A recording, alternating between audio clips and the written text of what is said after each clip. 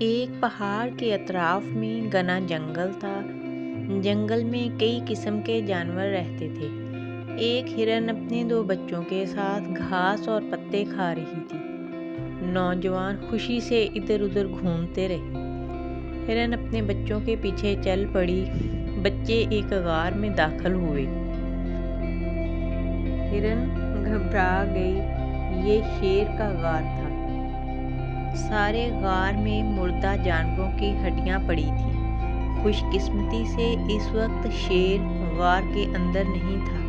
ہرن اپنے بچوں کو غار سے باہر نکالنے کی کوشش کر رہی تھی۔ اس وقت اسے ایک زوردار دھاڑ سنائی دی۔ اس نے دور سے شیر کو دیکھا۔ شیر غار کی طرف آ رہا تھا۔ اب غار سے باہر نکلنا خطرناک تھا۔ اس نے ایک منصوبہ سوچا۔ شیر غار کے قریب آ چکا تھا۔ ہرن نے اپنی آواز بلند کی اور چلائی، میرے ہرن کے چھوٹے بچے نہیں روتے۔ میں تمہارے کھانے کے لیے ایک شیر پکڑوں گی۔ آپ ایک اچھا ڈنر کر سکتے ہیں۔ شیر نے یہ الفاظ سنے، وہ پریشان ہو گیا۔ اس نے اپنے آپ سے کہا، غار سے یہ عجیب آواز کس کی ہے؟ ایک خطرناک جانور مجھے پکڑنے کے لیے اندر کھڑا ہے۔ میں موت سے بچنے کے لیے بھاگ جاؤں گا۔ یہ کہہ کر شیر جتنی جلدی ہو سکے وہاں سے بھاگنے لگا۔ ایک گیدڑ نے بھاگتے ہوئے شیر کو دیکھا۔ گیدڑ نے پوچھا، تم بڑے ڈر کے مارے کیوں بھاگ رہے ہو؟ شیر نے کہا، میرے دوست، ایک طاقتور اور خوفناک جانور میرے غار میں رہنے آیا ہے۔ بچے شیر کو کھانے کے لیے رو رہے ہیں۔ ماں وعدہ کر رہی ہے ان کے لیے شیر پکڑنے کے لیے۔ اس لیے میں بڑے خوف سے بھاگ رہا ہوں۔ چلاک گیدڑ کو اب یقین ہو گیا تھا شیر بزدل تھا۔ اس نے شیر سے کہا، خوف زدہ نہ ہو، کوئی بھی جانور شیر سے زیادہ سخت یا طاقتور نہیں ہے۔ آئیے مل کر یہ معلوم کرنے چلیں۔ لیکن شیر نے کہا، میں موقع نہیں لینا چاہتا۔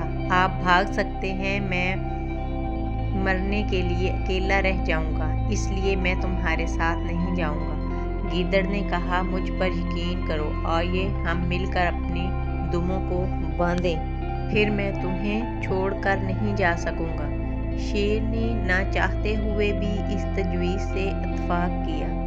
گیدڑ نے اپنی دمیں گرہ باندھ لیں۔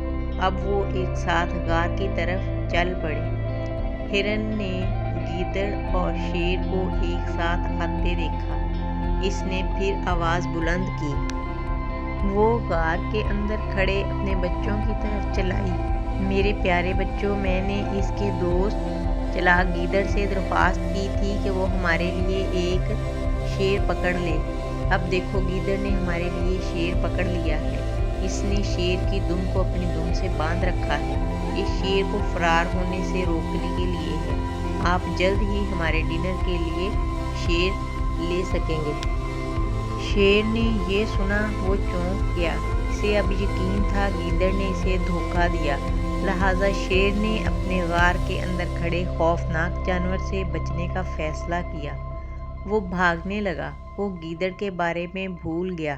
اس نے گیدڑ کو پتھروں اور کانٹوں پر گھسیٹا۔